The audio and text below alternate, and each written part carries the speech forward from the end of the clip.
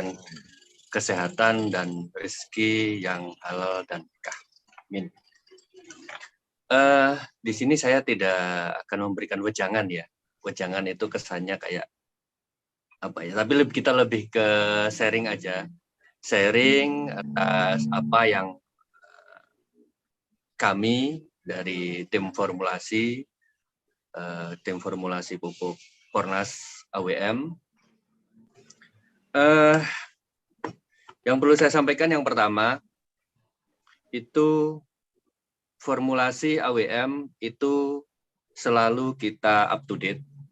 Artinya ketika hari ini AWM sudah digunakan oleh petani, nah kami selalu berinovasi, berupaya untuk berinovasi bagaimana agar Pornas ini semakin memberikan kemudahan-kemudahan untuk petani.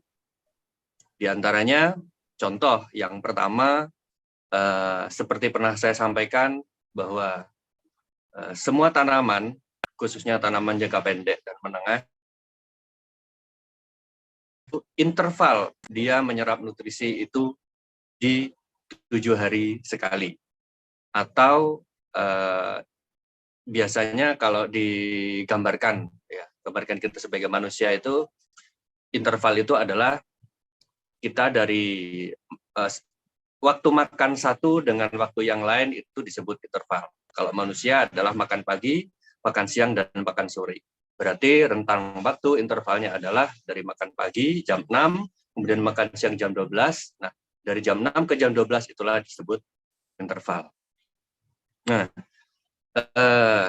kemudian kita sudah sesuaikan, sehingga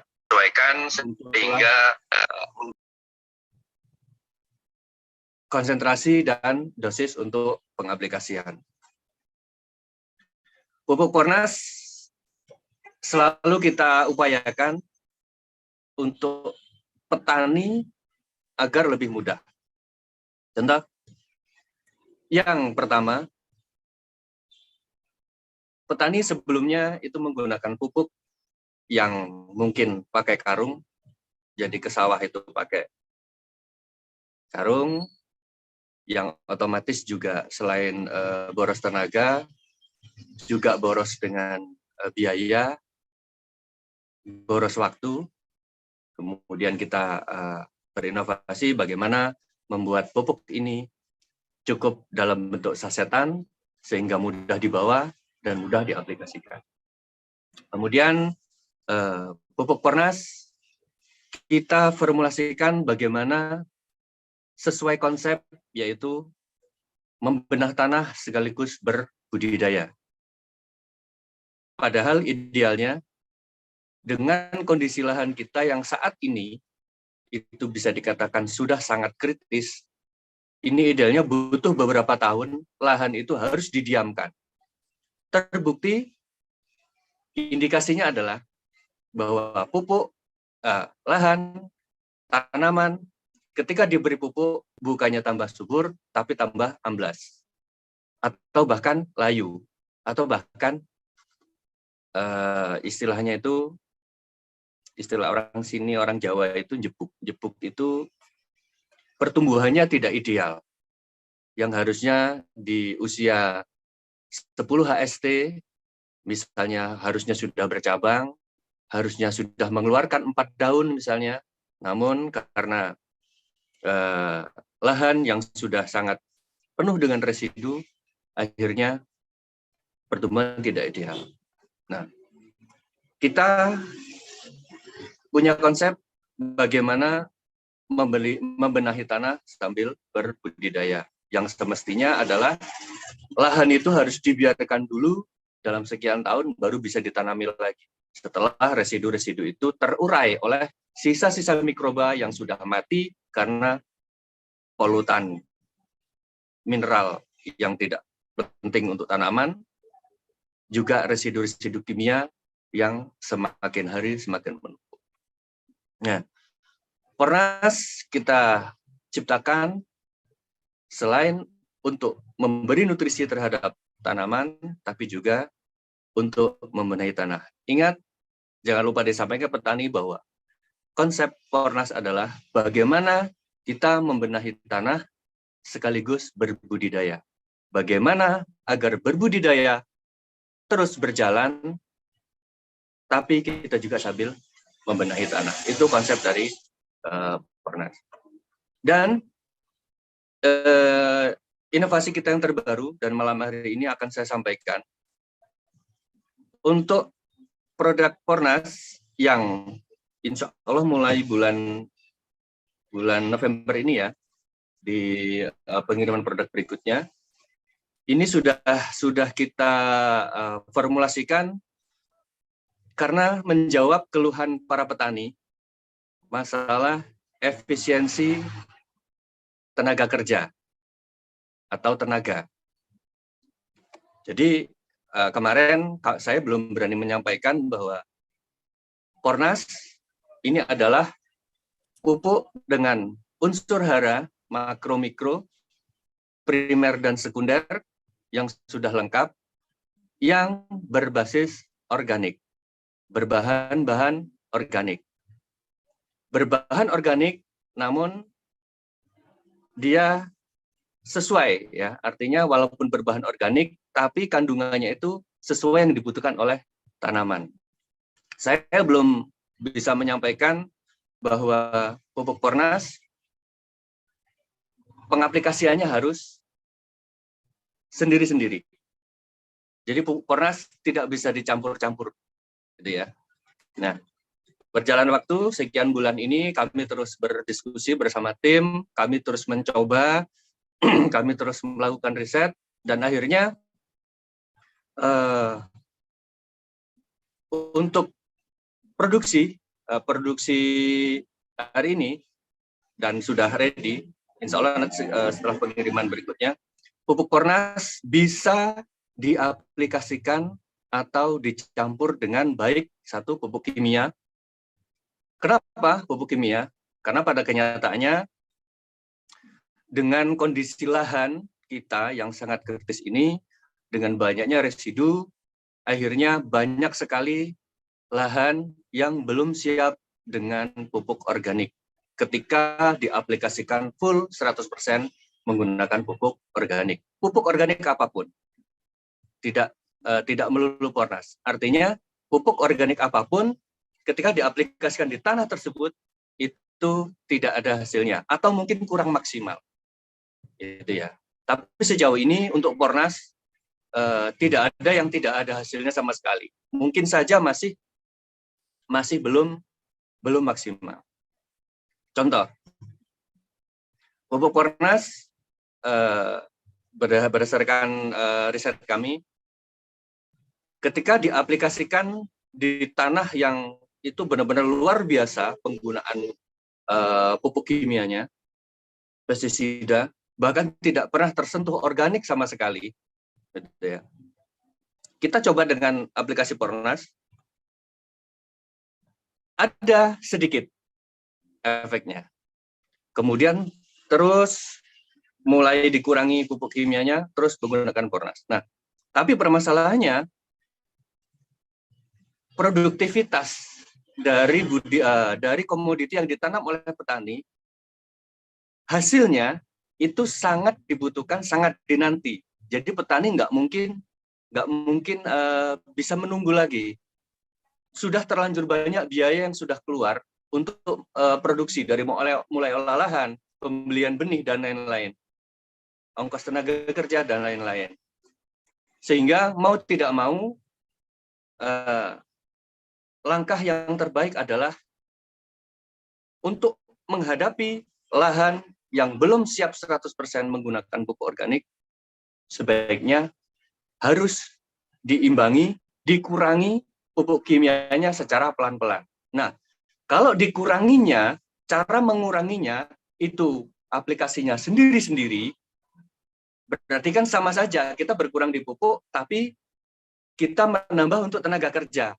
Nah, seperti itu. Maka dari itu, Pornas kita inovasikan bagaimana agar Pornas ini bisa dicampur dengan pupuk kimia.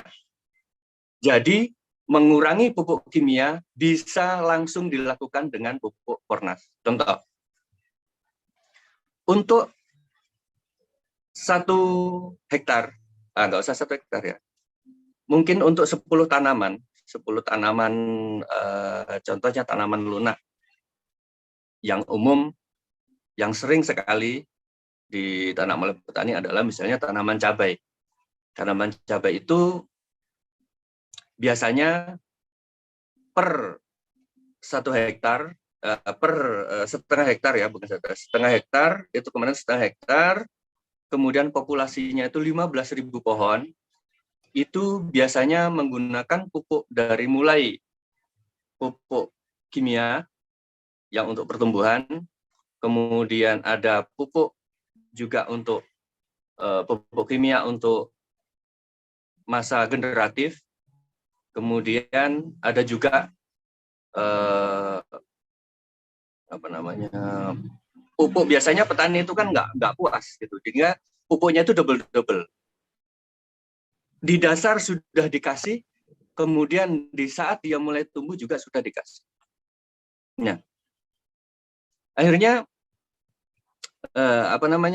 yang bisa kita lakukan adalah dengan lahan yang kondisi seperti itu, kita bisa menguranginya. Contoh misalnya nih, biasanya petani itu untuk menggunakan pupuk kimia di pertumbuhan, biasanya yang lazim digunakan adalah pupuk yang berisi nutrisi, itu adalah nitrogen. Biasanya dipakai adalah urea. Biasanya untuk 1 hektar itu habis sekian kuintal atau sekian ton begitu ya. Nah, dengan Pornas untuk sampai dengan untuk 20 liter atau 1 saset, untuk lahan yang belum siap dengan menggunakan pupuk organik dengan Pornas 100%, itu bisa dicampurkan dengan urea tersebut yang tadinya harus menggunakan sekian kilo atau sekian kintal, per 20 liter itu bisa dicampurkan dengan urea kurang lebih hanya 10 sendok makan. 1 saset untuk 20 liter di masa pertumbuhan ya, itu bisa dicampur dengan urea 10 sendok makan saja cukup. Gitu ya. Itu hasil riset kami. Kemudian itu untuk artinya untuk generatif juga begitu. Mungkin dicoba 1 kali, biasanya coba 1 kali dengan menggunakan Pornas, hasilnya belum begitu maksimal. Kembali lagi bahwa media tanam itu juga pengaruhnya sangat tinggi. Pengaruhnya sangat signifikan untuk pemupukan. Makanya pentingnya kita lihat dulu, dan indikator paling mudah untuk membaca apakah tanah ini siap dipupuk atau tidak adalah dengan mengukur pH. Dengan mengukur pH itu adalah indikator termudah, cara termudah untuk mendeteksi bahwa tanah ini apakah siap dipupuk atau tidak. Dan jangan lupa, sering dipelajari bagan pH tanah ya, yang pernah saya share waktu training. Mungkin di manajemen masih ada, di-share ke petani, dipelajari. Artinya di pH tanah 5 itu apa saja yang tidak bisa terserap. Nah, itu penting sekali dan itu akurat. Gitu ya. Itu saya gambarkan dengan warna merah, warna biru, warna putih itu ya. Itu silakan dipelajari, itu sangat akurat. Kemudian Pornas juga sudah kita formulasikan aman ketika dicampur dengan fungisida, baik fungisida hayati maupun fungisida kimia. Fungisida itu adalah biasanya untuk mengatasi virus, bakteri, dan jamur. Untuk layu fusarium, untuk cacar, dan lain-lain biasanya. Pokoknya semua jenis penyakit tanaman yang disebabkan oleh virus, jamur, dan bakteri, itu biasanya penggunanya adalah fungisida. selain langkah antisipasi. Selain langkah antisipasinya adalah dengan olah tanah yang benar, dengan memperbanyak mikroba baik di bawah di tanah yang bertujuan untuk melawan mikroba-mikroba jahat, sehingga tanaman imunnya akan lebih kuat. Juga penggunaan fungisida itu untuk mengatasi ketika terjadi serangan. Pornas aman ketika dicampur dengan fungisida. Kemudian yang terakhir, Pornas juga aman ketika dicampurkan dengan insektisida, baik hayati, organik maupun kimia. Kami sudah formulasikan tidak akan mengganggu dari nutrisi atau unsur hara yang ada di dalam pupuk Pornas, baik yang cair maupun yang padat. Ketika pengaplikasian Pornas itu bisa dicampur dengan semua bahan aktif, maka dari situ petani akan lebih efisien masalah tenaga. Jadi yang tadinya pupuk itu sendiri, fungi sendiri, ya, jadi bisa digabungkan. Bisa digabungkan, jadi petani akan lebih hemat tenaga. Jangan khawatir, tidak mengganggu kualitas dari Pornas itu sendiri. Ya, kita sudah coba, kita sudah uji dalam beberapa bulan ini, kita sudah uji dan hasilnya alhamdulillah ya sudah fix, tidak mengganggu daripada fungsi itu sendiri. Dan ini juga masukan untuk petani yang mungkin selama ini karena yang seperti saya bilang tadi, pengennya hemat tenaga, itu akhirnya pengaplikasian fungisida dan insektisida ini biasanya dicampur. Gitu ya. Itu adalah cara yang tidak benar. Kenapa? Karena fungisida itu bersifat basa dan insektisida bersifat asam. Ketika digabungkan, maka dia akan menjadi netral. Artinya tidak ada fungsinya. Ya. Basah, asam dijadikan satu, maka akan menjadi netral. Dengan begitu, ketika diaplikasikan dan tidak ada hasil, petani akhirnya menyalahkan fungisida ataupun insektisidanya tersebut. Begitu ya, itu masukan dari kami, dari saya. Kemudian masukan lagi untuk petani, pentingnya selain pH tanah adalah pH air. pH air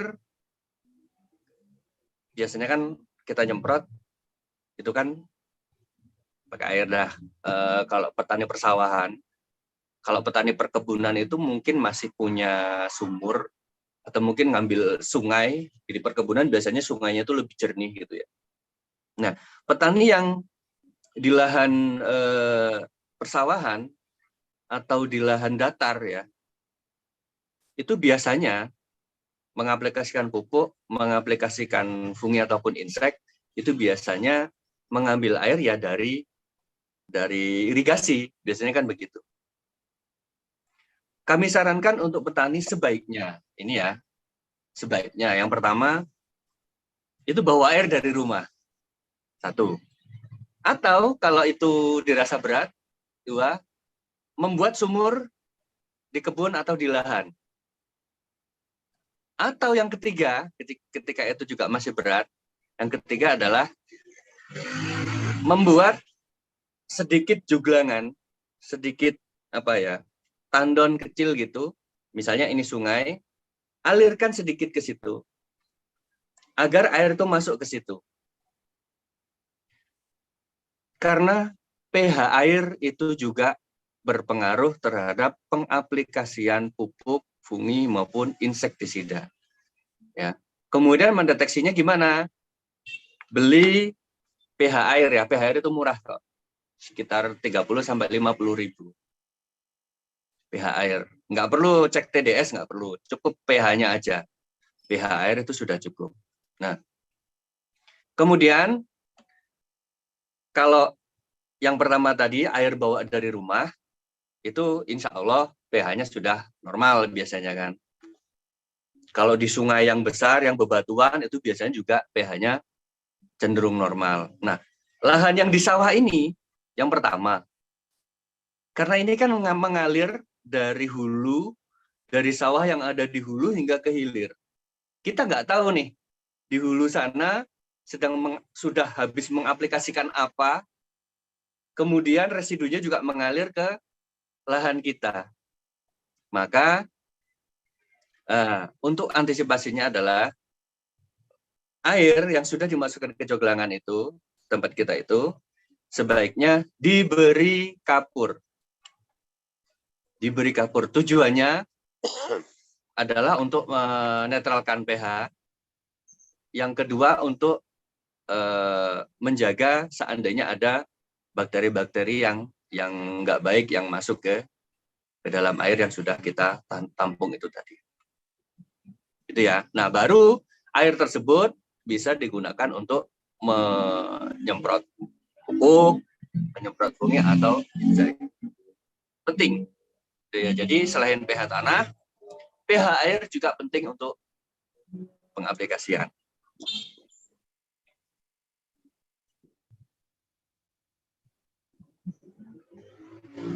Baik.